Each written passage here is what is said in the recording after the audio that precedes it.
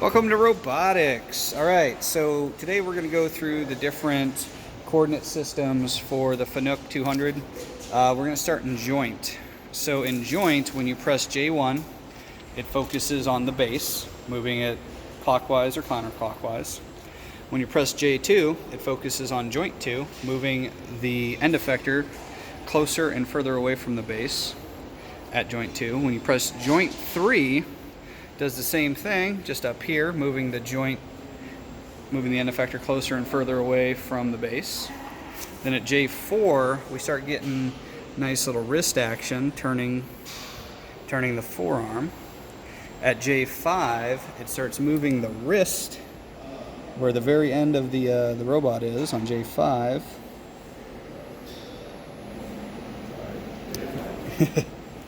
And then when you get to J6, it moves the actual end effector. So a little piece of tape gives us some visibility on the rotation. All right.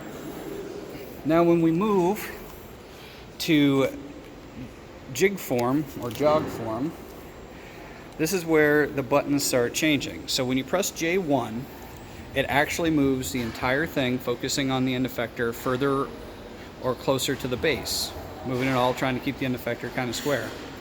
Now when you press J2, now it rotates the base clockwise and counterclockwise, again while leaving the end effector pointed in the same relative direction. So J1 and J2 work together.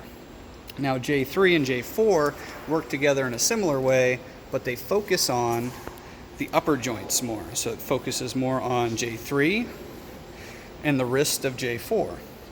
So when you press J3, it gives you the closer and further away from the base, focusing more on J4 and 3. And when you press J4, it rotates the forearm. Meanwhile, trying to keep the end effector and the tool piece pointed in the same relative direction.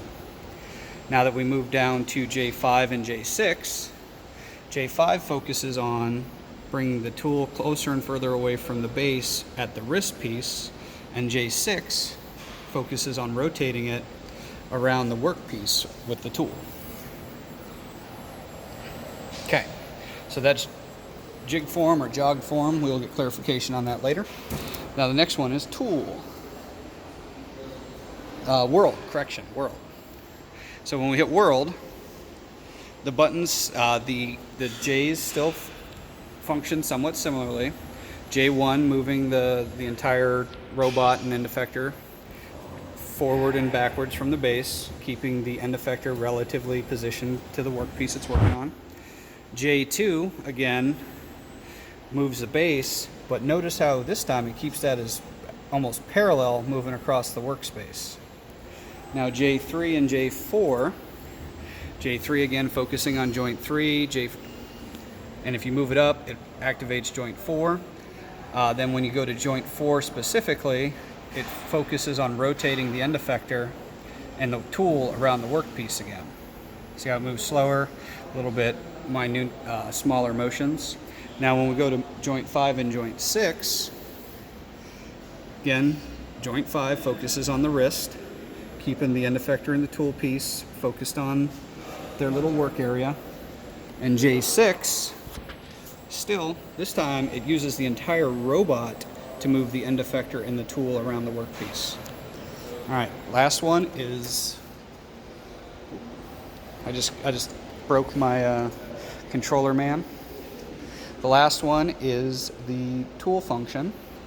When we switch to tool function, again, J1 and J2 do very similar as they've done before, but this time you start noticing that the end effector tries to keep the tool piece pointed in the same direction no matter what. So that's J1, and J2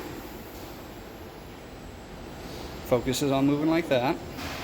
Now in J3, again, we're going to move up to joint 3 and joint 4. So joint 3 is going to move it in and out. Again, notice how it keeps the tool focused in a certain direction. Then J4, it'll rotate the entire assembly, trying to keep that tool piece focused where it's programmed to work. Now we're going to move on to 5 and 6. So there's 5. It focuses on keeping the wrist rotating around the tool. and the workpiece, and then when you move to 6, it just rotates the end effector. And those are the coordinate modes for the FANUC 200. Thank you.